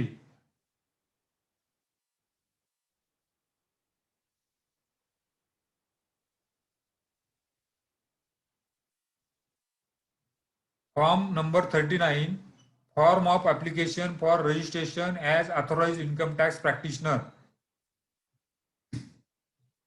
तर इथं काय आहे, एकाने प्रश्न विचारलाय की हा कुठे सबमिट करावा लागतो. तर प्रत्येक डिस्ट्रिक्टमध्ये इन्कम टॅक्स ऑफिस आहे आणि तिथे हा चीफ कमिशनर किंवा कमिशनर असतो त्या ऑफिसमध्ये. त्याच्याकडे आपल्याला हा फॉर्म सबमिट करायचा आहे. हा फॉर्म फिजिकल कॉपी सबमिट करायची आहे. याच्यामध्ये काहीच नसतं, याच्यामध्ये तुमचं नाव असतं, name in block letter, father's name, permanent address, present residential address, professional address, professional place, नंतर एखादी काही तुमची फर्म असेल तर त्याचं नाव असतं आणि इथे दिलेलं असतं की जे मी सांगतोय की 2 केस तुम्हाला अपिअर व्हाव्या लागतात, तर त्याचे डिटेल्स इथे द्यावे लागतात. कुठल्या आयसीसीची तुम्ही केस केली, कुठल्या वर्षाची केली आणि कुठल्या ऑफिसर समोर केली, अशा 2 केसेसचं तुम्हाला इथे डिटेल्स द्यावं लागतं. आणि इथे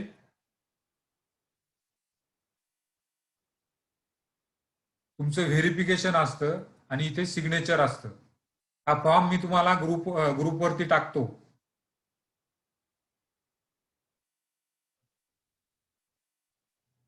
याला मिनिमम बीकॉम असणं गरजेचं आहे. तर असा हा फॉर्म 39 आहे. प्रत्येक डिस्ट्रिक्टमध्ये इन्कम टॅक्स ऑफिस आहे. तुमचा जो डिस्ट्रिक्ट असेल तिथे कुठे इन्कम टॅक्स ऑफिसर आहे तुम्ही इन्क्वायरी करा. त्या ऑफिसला तुम्हाला हा फॉर्म सबमिट करायचा आहे. त्याच्या आधी एखाद्या सीओ बरोबर तुम्हाला ह्या 2 केसेस हँडल करायच्या आहे आणि त्याचे डिटेल्स पण इथे टाकावे लागतात. हा साधा फॉर्म आहे, याच्यामध्ये काही विशेष नाही. फक्त तुम्हाला ह्या 2 केसेस हँडल करणं गरजेचं आहे.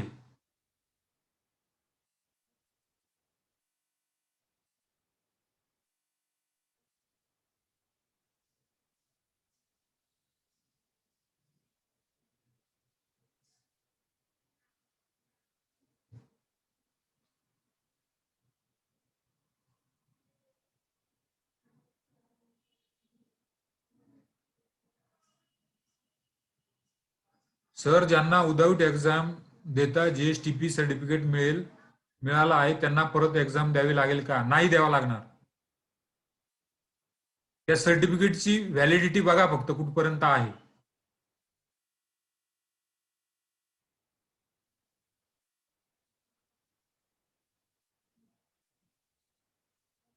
What is the scope of qualified cost management and accountant from ICMA in the field of income tax and GST?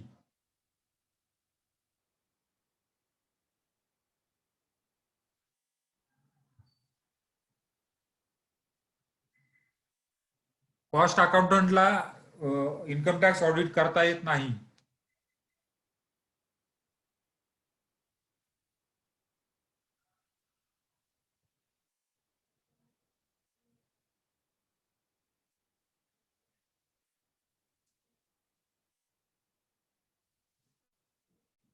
आणखी काही क्वेश्चन असतील तर विचारा.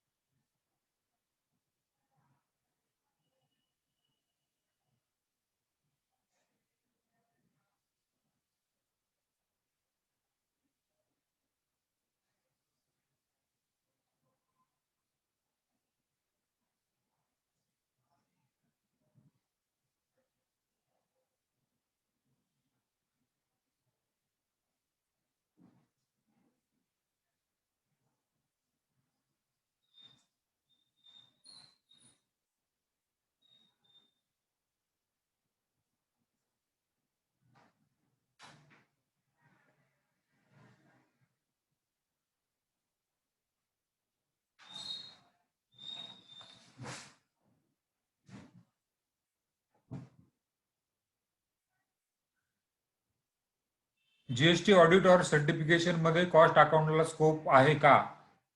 जीएसटी मध्ये तो सर्टिफिकेट काही देऊ शकतो.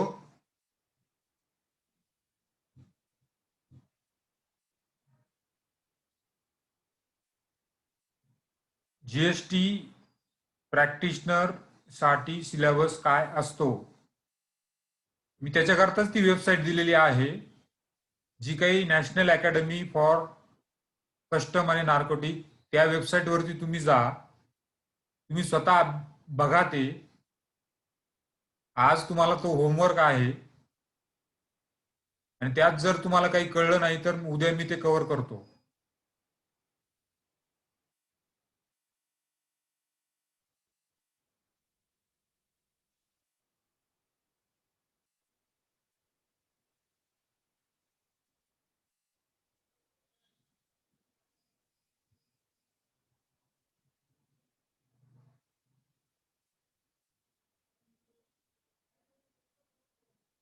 क्वेश्चन नाही अजून काही?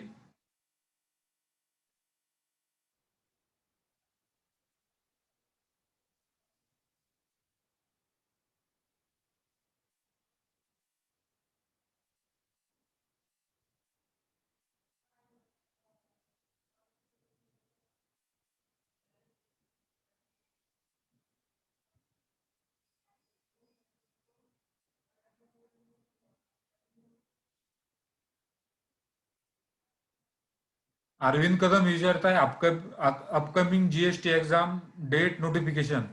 ते त्या वेबसाईटवरतीच चेक करावं लागेल.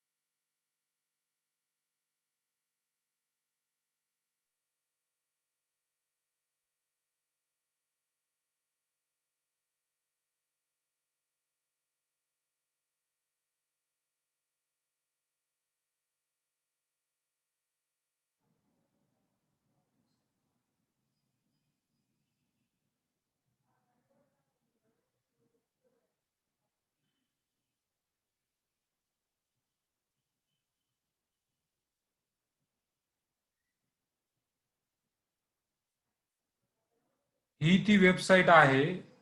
ओपन झाली दिसते सर्वांना?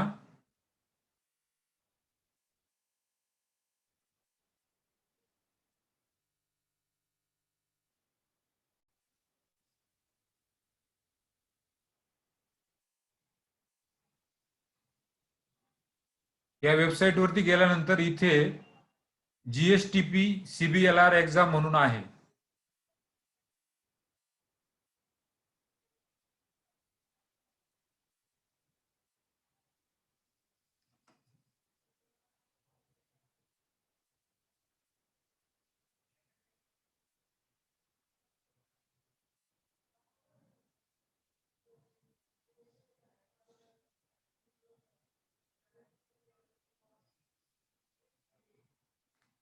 साईटला काही प्रॉब्लेम येत आहे तर इथे गेल्यानंतर इथे सगळे ते डिटेल्स अवेलेबल आहे. तुम्ही जरा ही साईट चेक करा आज. याच्यामध्ये जीएसटीपीची सगळी इन्फॉर्मेशन आहे.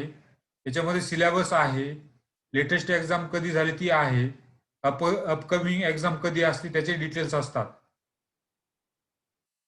साईटला आता काही प्रॉब्लेम आहे, ओपन होत नाही, तर तुम्ही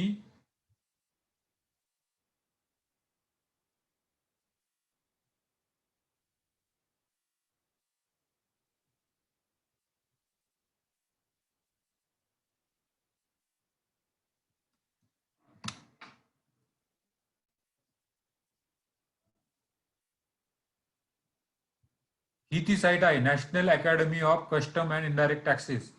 इथं त्याचा वेब ॲड्रेस आलेला आहे, हा लिहून घ्या, nacin.gov.in.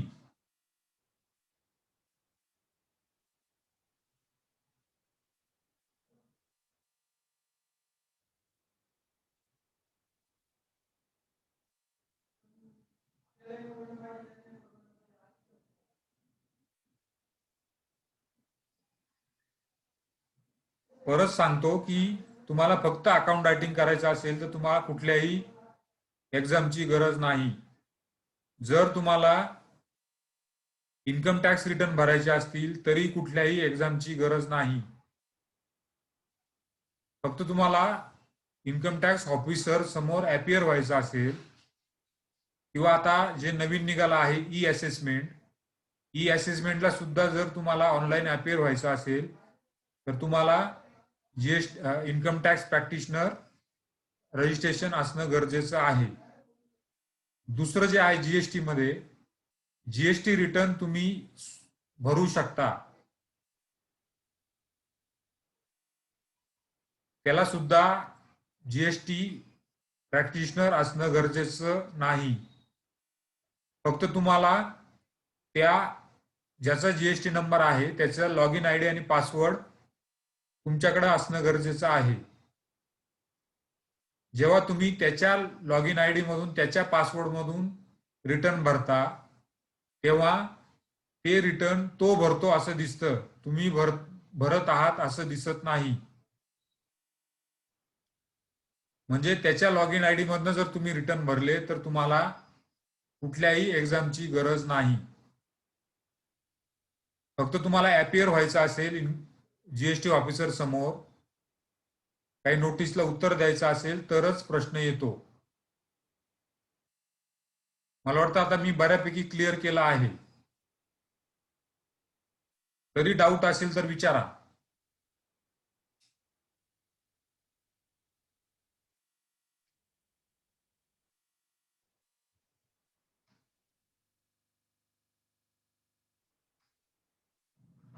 आज आपण सेशन आता कन्क्लूड करत आहोत. काही डाऊट असेल तर विचारा.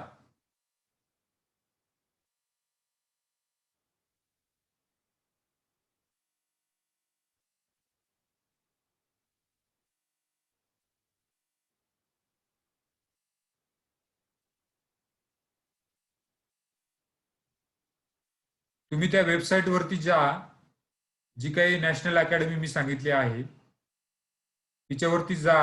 काही डाऊट असेल तर उद्या मला विचारा, मी परत त्याच्यावरती तुम्हाला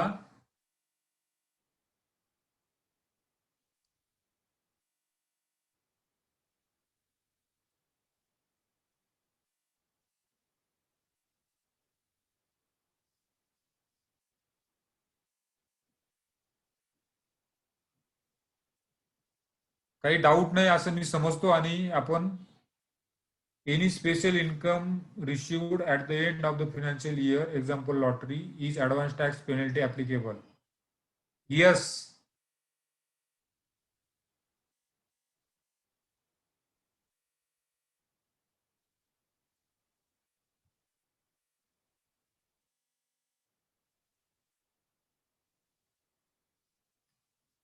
लॉटरी आणि याला तर स्पेशल टॅक्सच आहे. लॉटरीला टॅक्सेशन वेगळं आहे, ते पण आपण पुढे डिस्कस करणार आहोत.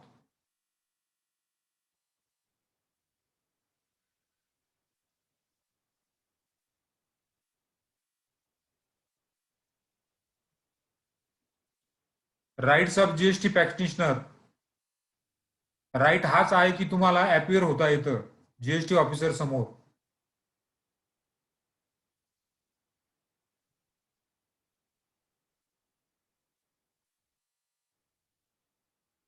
जीएसटीची काही जर नोटीस वगैरे आली तर तुमच्याकडे जीएसटी प्रॅक्टिशनरचं रजिस्ट्रेशन असल्याशिवाय तुम्हाला अपियर होता येत नाही.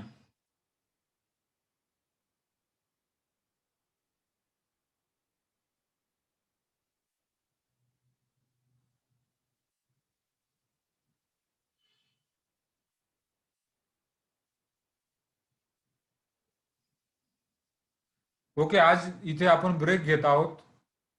उद्या जीएसटी वरती ललित पवार सर घेतील. आणि आपला आता एकच टॉपिक बाकी आहे, टीसीएस टीडीएस. टीडीएस चे रिटर्न, टीसीएस चे रिटर्न कसे भरायचे, कोणाला ऍप्लिकेबल होतो. तर तो मला वाटतं आपला इन्कम टॅक्सचा शेवटचा एक टॉपिक बाकी आहे. आपण बऱ्यापैकी इन्कम टॅक्सचा सिलेबस कव्हर केला आहे. तरी आतापर्यंतच्या याच्यात किंवा कव्हर न झालेलं काही तुम्हाला क्वेरी असतील तर तुम्ही ते लिहून काढा. ते पण सुद्धा आपण कव्हर करू. इन्कम टॅक्स बद्दल कुठल्याही डाऊट असतील, क्वेरी असतील तर तुम्ही त्याच्या नोट्स काढा आणि सेशनमध्ये विचारा.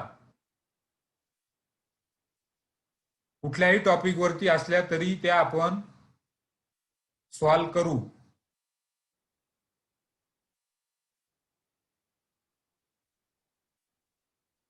आपण इथे थांबत आहोत आज. Good night.